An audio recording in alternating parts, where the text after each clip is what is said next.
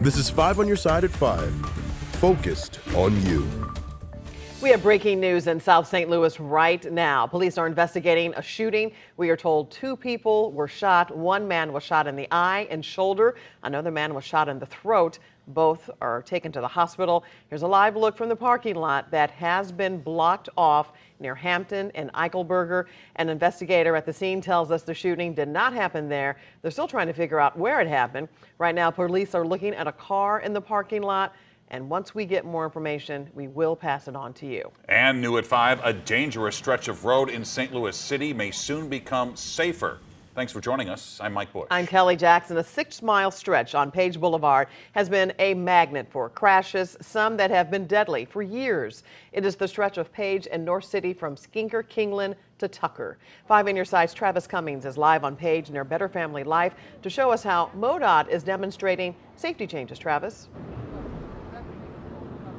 Mike, Kelly, first I want to put things into perspective for you. This stretch of road that we're talking about, the crash rate here is 6 times the crash rate of the statewide roads that are similar to this. So today MoDOT is really out here giving residents, commuters an opportunity to weigh on some different safety options that might work and really just get their take on things. Now, this is all part of a project that is expected in 2026. They're going to be doing some paving along the road. Along the route from 2017 to 2021, there were a total of close to 1,700 crashes, including 10 deadly crashes and 53 serious injury crashes.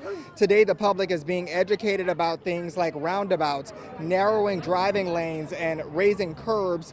Those are ways proven to stop speeding, aggressive driving, and risky behavior. A big one being considered, reducing the number of lanes. We do have enough volume that 1 lane will serve everybody. So it's something we're demonstrating today. See what people think about it. The timing is nice because we have not finished design on this project yet. Sometimes the first time people hear about a project is when there's cones on the street, and by then it's usually too late. The demonstration will be up for the next hour, so you can drive through and see what we're talking about or just stop by on foot to ask questions. One woman noted that she's seeing a lot of blind spots as she's driving through every day on her way to work. So again, all of this information will be considered for that project in 2026. We're live in St. Louis. Travis Cummings, 5 on your side. 3 people are charged in connection with a 19-year-old's murder in St. Louis County. Jalen Johnson was found shot to death near Metrolink Station and Pagedale on Friday. Investigators say video shows a group on the train pointing at Johnson. When he got off, they allegedly shot and robbed him.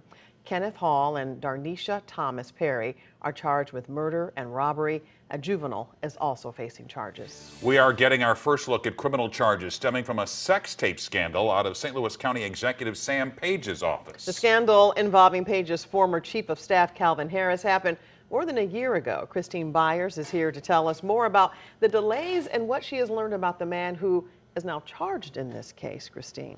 That's right, Kelly. So the man is not Calvin Harris. Instead, he's the boyfriend of the mother of Harris's child.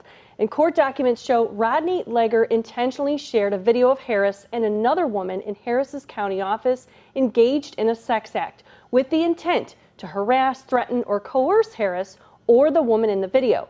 The video was first sent to Shamed Dogan, a Republican state representative who was running against Harris's boss, Sam Page, for St. Louis County Executive.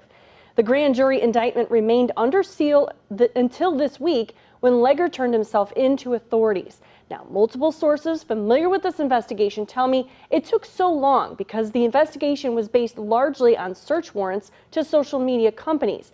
And then those companies turned over volumes of information that had to be combed through for specific evidence. So what's been the reaction so far from Harris and the woman in the video, Christine? So, Mike, I was able to talk to attorneys representing both of them. The woman's attorney tells me that she's happy to see someone held accountable, but because of a, quote, poorly written law, Calvin Harris isn't one of them. And he says his client did not know she was being recorded and never gave her consent. Now, Harris's attorney says he feels vindicated that the investigation showed he is not the one who sent this video to his former boss's political enemy, and says he finds it hard to believe the woman did not know she was being recorded. All right, I'm sure there'll be more in the days to come. Christine, thanks. Well, State Senator Carla May is running for a seat in the U.S. Senate. The Missouri Democrat joined Lucas Coons and St. Louis County Prosecutor Wesley Bell in the primary race. The nominee will emerge to challenge Senator Josh Hawley. Our political editor, Mark Maxwell, was there when Senator May jumped into the race. Mark? Kelly, she announced her bid for the U.S. Senate standing just steps from this statue dedicated to the enslaved people of St. Louis who sued for their freedom in civil courts. And her rhetoric tore into Republicans for trying to rip the country apart along racial lines. Senator May also railing against book bans that she said whitewash history and said the U.S. Supreme Court was stolen. Perhaps her loudest applause line coming when she said Senator Josh Hawley on January 6th betrayed his oath to the U.S. Constitution and should not be allowed to serve in the U.S. Senate. Violent, racist, un-American traitors who stormed the halls of Congress with the single goal of destroying our democracy and starting a second civil war.